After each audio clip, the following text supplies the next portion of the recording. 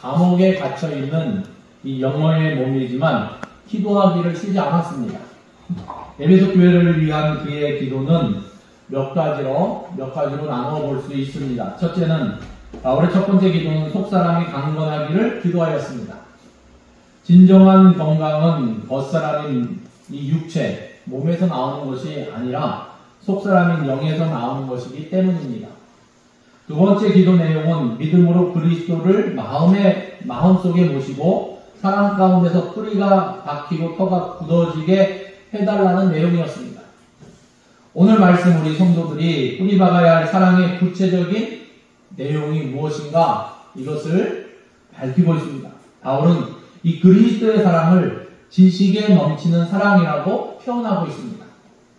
18절에 보니까 능히 모든 성도와 함께 지식에 넘치는 그리스도의 사랑을 알고, 이 그리스도의 사랑은 인간의 지식으로는 도저히 상상할 수 없는 사랑입니다. 이 사랑에 대한 모든 인간의 지식을 초월하는 사랑이라는 것입니다. 우리가 이해할 수 없는, 알 수 없는, 알고 그랬는데 오히려 알 수 없는 사랑이라는 것입니다. 이 사랑의 범주에는 친구 사이에 깊은 우정을 나누는 이 필레오 사랑이 있고, 또 보기만 해도 가슴이 콩닥콩닥 뛰는 남녀 간의 이 에로스 사랑도 있습니다. 또 부모님의 헌신적인 사랑도 우리가 생각해 볼 수 있을 것입니다. 사실 자녀에 대한 부모님의 사랑은 이 세상에 무엇과도 비교할 수 없는 이 고귀한 것입니다. 부모는 자기 자녀를 위해서라면 어떤 희생이나 수고를 마다치 않기 때문입니다. 그리고 그러한 사랑을 받기에 자녀는 올바르게 자라날 수 있습니다. 오늘날 대부분의 자라나는 세대의 이 자녀들이 격길로 나가거나 하는 이유들이 대부분 이 사랑이 고파서 격길로 나아갑니다. 왜 그렇습니까? 나는 사랑을 베푼다고 생각하지만 받는 자녀는 부모님이 나를 사랑하지 않아. 이렇게 생각하면 사랑받지 못하고 있는 겁니다. 네. 부모님의 방법이 부모님의 방법이고, 또 자녀들은 자녀들대로 사랑받는 방법이 있습니다. 자기가 느껴야지. 상대방이 느껴야지 그게 사랑받는 것이지. 내가 사랑한다고 아무리 얘기하고 상대방이 나는 사랑받지 않고 있어. 그러면 그만큼 불행한 것이 없을 것입니다. 이 세상의 모든 사랑에는 분명한 한계가 있는 사랑입니다. 영원하지 못하고 식어집니다. 깊은 우정을 나누는 필레오 사랑도 오해와 갈등이 생기면 어떻습니까? 한순간에 갈라설 수 있습니다. 뜨거운 이성 간의 에로스 사랑도 시간이 지나면 식어지기 마련입니다. 반응에 따라서 변하기 쉬운 것이 바로 인간의 사랑입니다. 심지어 우리가 가장 완벽하다고 생각하는 부모님의 무조건적인 사랑도 때로는 보상 심리에 의해서 그 빛을 잃기도 합니다. 내가 이만큼 사랑했으니까 그만한 대가를 요구합니다. 부모의 사랑도 무조건적인 것 같지만 자녀의 성숙과 더불어 자신의 수고에 대한 보상을 기대하기도 한다는 것입니다. 그러나 그리스도의 사랑은 우리가 알고 있던 이 사랑의 모든 한계와 조건을 뛰어넘는, 즉 사랑에 대한 인간의 지식을 초월하는 사랑입니다. 이 아가페의 사랑이라고 우리가 이야기합니다. 그분의 사랑은 얼마나 큰지 우리의 사랑의 개념으로는 도무지 헤아릴 수 없는, 오늘 성경에 있는 표현으로는 지식에 넘치는 사랑입니다. 사도 바울은 여기서 헤아릴 수 없는 그리스도의 사랑을 말함에 있어서 당시 치수를 재는 데 사용하는 방법을 가지고 묘사하고 있습니다. 19절에 보니까 그 너비와 길이와 높이와 깊이가 어떠함을 깨달아 하나님의 모든 충만하신 것으로 너희에게 충만하게 하시기를 구하노라. 첫 번째 등장하는 것이 이 사랑의 너비입니다. 그리스도의 사랑의 넓이는 그의 피로 인하여 하나님께 드려지는 성도들의 수입니다.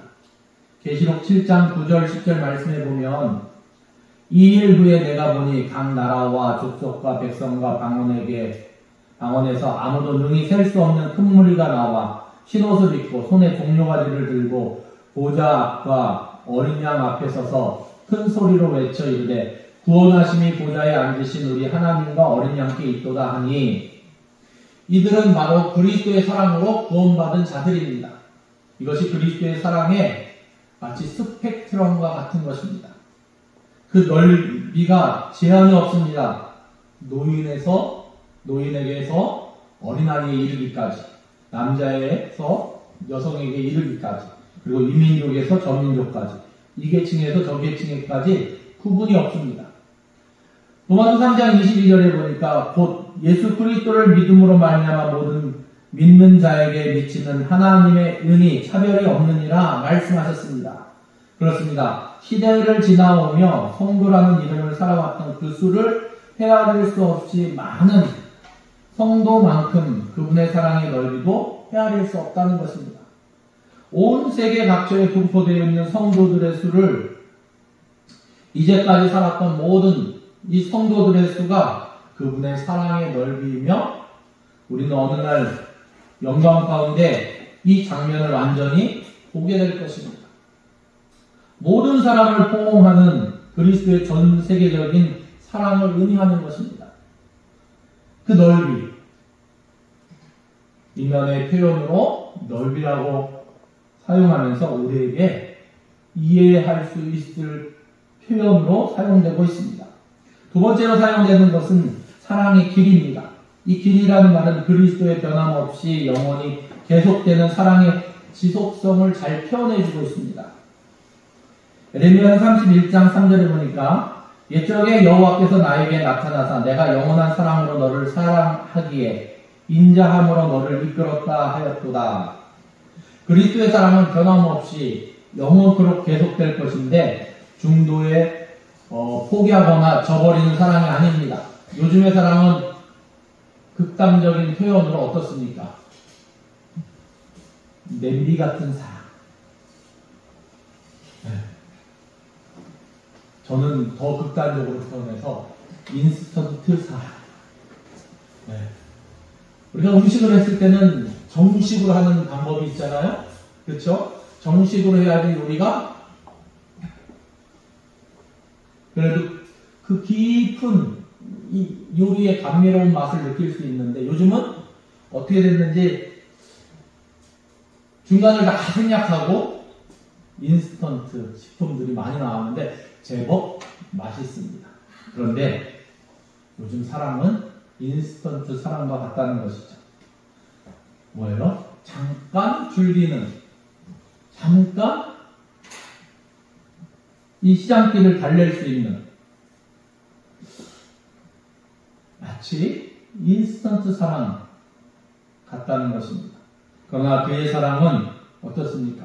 창세 전부터 시작합니다. 우리를 향한 그리스도의 사랑은 갑자기 온 것이 아니라 창세 전부터 있었습니다. 그래서 에베소서 1장 4절에 보면 곧 창세 전에 그리스도 안에서 우리를 택하사 우리로 사랑 안에서 그 앞에 거룩하고 흠이 없게 하시려고. 그러니까 이 사랑의 길이가 창세 전이니까 그 길이를 우리가 다 헤아릴 수 없는, 그냥 우리의 숫자로 셀 수 없는, 우리가 이 조 단위만 들어가도 헷갈리죠. 우리나라 국가 예산이 조 단위로 편성이 되는데 그 이상 넘어가면 경 단위, 뭐 해 단위 이렇게 되면 이게 숫자야 뭐야 이렇게 됩니다. 셀 수 없는, 그리고 변함이 없습니다. 시편 103편 8절 9절 말씀해 보면 여호와는 긍휼이 많으시고 은혜로우시며 노하기를 더디하시고 인자하심이 풍부하시도다. 자주 경책하지 아니하시며 노를 영원히 품지 아니하시도다. 그리스도의 사랑은 영원한 사랑이고 변질되지 않은 사랑입니다. 이것이 그분의 사랑의 길이입니다. 모든 시대에 걸쳐서 확장되는 그 사랑, 창세 전부터 지금까지 그리고 앞으로도 계속될 사랑입니다. 세 번째로는 사랑의 깊이에 대해서 말씀하고 있습니다. 그 사랑의 깊이는 주님의 낮아짐에서 발견할 수 있습니다. 우리 주님은 영원 전부터 하나님의 본체이셨으며 그분은 영원전부터 아버지의 품속에 계셨던 성자 하나님 되십니다. 그러나 사도 바울은 그가 하나님과 동등됨을 취할 것으로 여기지 않았다고 우리에게 증거합니다. 그분은 자신을 낮추시고 인간의 모습으로 죄와 수치로 가득한 이 세상에 오셨습니다. 그것도 가장 비참한 장소인 마국간에서 이 말구 위에 누우셨습니다. 그리고 버려진 땅 갈릴리에서 목수의 아들로 가난한 어린 시절을 보내셨습니다. 원래 그분은 하나님과 동등하셨고 영원한 하나님의 아들이신데도 불구하고 이 땅에 오신 것입니다. 뿐만 아니라 사람의 손에 의해서 당하신 고난을 생각해 볼 수 있을 것입니다. 자신이 구원해야 될 사람들의 손에 의해서 체포당하시고 조롱당하시고 침뱉음을 당하시고 손바닥과 주먹으로 맞으시는 것을 생각해 볼 수 있습니다. 그리고 끝내 십자가에 못 박혀 죽기까지 당하신 고통과 비참함을 생각해 보시기 바랍니다. 그리고 그의 영혼이 떠나 죽으시고 매장되었으며 무덤 속에 눕혀졌습니다. 생명의 창조자 되시며 생명의 근원 되신 만물의 창조자 되신 그분이 무덤 속에서 죽으신 것입니다. 그분께서 왜 이 모든 일을 해야만 했습니까? 놀랍게도 그 대답은 저와 여러분을 사랑하시기 때문입니다. 즉 그가 우리를 사랑하셨기 때문에 이것이 그분의 사랑의 깊이입니다. 어떤 피조물도 헤아릴 수 없는 그런 깊이. 우리가 심의 저 깊은 곳에 가면 그 깊이를 아직도 파악할 수 없습니다. 태평양이 얼마나 깊은지 그것을 측정할 수 없습니다. 단지 추정만 합니다. 추정도 못하는 경우들도 있습니다. 이와 마찬가지입니다. 헤아릴 수 없는 그 깊이. 하나님이 인간의 몸으로 오셔서 죽기까지, 생명을 버리시기까지 우리를 사랑하셨던 그 깊이. 그것이 바로 지식이 넘치는 사랑입니다. 또 사랑의 높이에 대해서 우리에게 말씀하고 있습니다. 그리스도는 하나님에 의해 높아지셨습니다. 부활 승천하셔서 하나님 우편에 앉으셨습니다. 하나님은 이 세상의 모든 무릎을 예수님의 이름에 꿇게 하셨습니다. 이것은 그리스도가 받은 영광을 말씀합니다. 그러나 그리스도의 사랑은 자신과 함께 모든 믿는 자들을 높이셨습니다. 에베소서 2장 4절에서 7절 말씀해 보니까 긍휼이 풍성하신 하나님이 우리를 사랑하신 그 큰 사랑을 인하여 허물로 죽은 우리를 그리스도와 함께 살리셨고 너희는 은혜로 구원을 받은 것이라. 또 함께 일으키사 그리스도 예수 안에서 함께 하늘에 앉히시니 이는 그리스도 예수 안에서 우리에게 자비하심으로써 그 은혜의 지극히 풍성함을 오는 여러 세대에 나타내려 하십니다. 그리스도께서는 우리의 죄를 용서해 주시기 위해서 우리에게 새 생명을 주셨을 뿐만 아니라 궁극적으로 우리와 함께 우리를 하늘 보좌에 앉히시려고 이 땅에 오셨고 고난을 당하셨고 죽으셨고 부활 승천하셨습니다. 여기 하늘은 그냥 하늘이 아니라 보좌가 있는 하늘입니다. 하나님의 보좌가 있는 하늘. 그 보좌 옆에 우리를 앉히시기 위하여 하나님과 함께하게 할 수 있도록 인도하신 것입니다. 이 하나님의 나라까지 우리를 올리시려는 이 사랑입니다. 이것이 그분의 사랑의 높이입니다. 즉 죽을 수밖에 없는 인생들을 하나님의 자녀로 높여주시고 하늘나라 백성으로 높여주시고 하나님의 상속자로 높여주셨다는 것입니다. 이처럼 우리의 지식을 초월한 그리스도의 사랑을 받은 사람이 저와 여러분이라는 것입니다. 사도 바울은 이 에베소 교회 교인들에게 능히 모든 성도와 함께 지식이 넘치는 그리스도의 사랑을 알아 그 넓이와 길이와 높이와 깊이가 어떠함을 깨닫도록 끊임없이 기도한 것처럼 저와 여러분이 그리스도의 사랑을 깨닫게 되기를 예수님의 이름으로 부탁드립니다. 그리하여 그 사랑 안에서 더 뿌리를 내리고 그 더욱 굳게 하시길 바랍니다. 이제 저와 여러분이 이 사랑 안에서 하나님의 충만한 은혜를 충만히 누리며 나아가 그 은혜에 합당한 삶, 하나님의 자녀에 된 삶을 살아갈 수 있기를 바랍니다. 하나님의 자녀에 대한 아마 사람들의 기준이 있을 것입니다. 그런데 중요한 것은 사람들의 기준뿐만 아니라 하나님께서 원하시는 기준도 있다는 것이죠. 그렇죠? 그 기준은 아마 각자 개인마다 다를 수도 있고 또 보편적인 부분들도 있을 것입니다. 하나님께서 나에게 원하시는 그러한 하나님의 자녀로서의 기준이 과연 무엇인가? 올해가 벌써 지금은 10월달입니다. 과연 나는 얼마만큼 내 믿음이 자라났는가? 올해 한번 생각해 보시기 바랍니다. 내 영이 얼마나 자라났는가?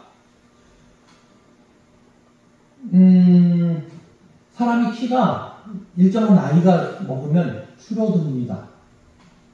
그렇죠? 예. 그런데 영은 어떻습니까? 혹 영도 줄어드신 분 계십니까? 우리의 영은 자라나야 됩니다. 우리의 믿음은 자라나야 됩니다. 우리의 믿음도 요만해지고 우리의 영도 요만해지고 곤란합니다. 예. 성숙하고 성장하는 그러한 영, 그러한 믿음을 가진 하나님의 자녀가 돼야지 갑자기 어린아이 같은 믿음, 갑자기 어린아이 같은 영의 모습으로 하나님 앞에 선다면 부끄럽고 어떻게 보면 창피하고 그런 모습이 될 수 있습니다. 물론 사람은 키가 줄어드는데 1cm, 2cm 이렇게 줄어들기도 합니다. 그런데 우리의 영은 더 자라날 수 있습니다. 나이에 상관없습니다. 하나님께서 우리를 자라게 하시고 우리의 믿음도 자라게 하실 것입니다. 하나님은 넓고 깊고 높고 그 길이를 측량할 수 없는 그 사랑, 그 능력으로 우리를 인도하시기 때문입니다. 우리가 이것을 기억하면서 우리도 하나님을 닮아갈 수 있는 저와 여러분 되시기를 예수님의 이름으로 축원합니다. 기도하겠습니다. 하나님 감사합니다.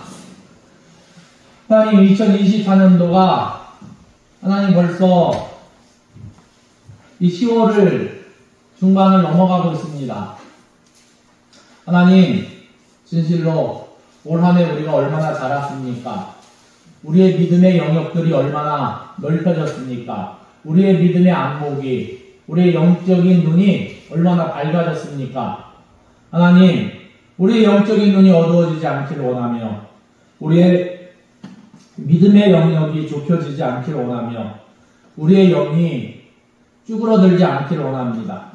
하나님 앞에 더 큰 권능 받고 그 큰 지식이 넘치는 그 사랑, 그 너비와 그 길이와 그 높이 우리가 그것을 능가하는 초월하는 그 사랑을 받아 싸움에 우리 영이 자라나게 하시고 또 우리의 믿음이 자라나게 하시면서 그리스도의 장성한 분량에 이르기까지 자라나고 하나님이 우리 보시기에 마음이 시원해질 수 있는 하나님의 사람들 되게 하시고 하나님 마음에 맞는 하나님의 사람들 되기를 원합니다. 하나님 우리가 외적인 교회의 모습들만 보면서 진실로 하나님 우리가 머물러 있는 듯한 그러한 착각에 빠지지 않게 하시고 우리의 영이 우리의 믿음의 세계가 더욱더 견고해지고 그 뿌리를 주님께 온전히 내릴 수 있도록 하나님 우리의 믿음의 세계를 더욱더 확장시켜 나갈 수 있도록 우리를 주장하시고 다스려 주시옵소서. 모든 것을 주님께 의뢰드리며 예수님의 이름으로 기도드립니다. 아멘.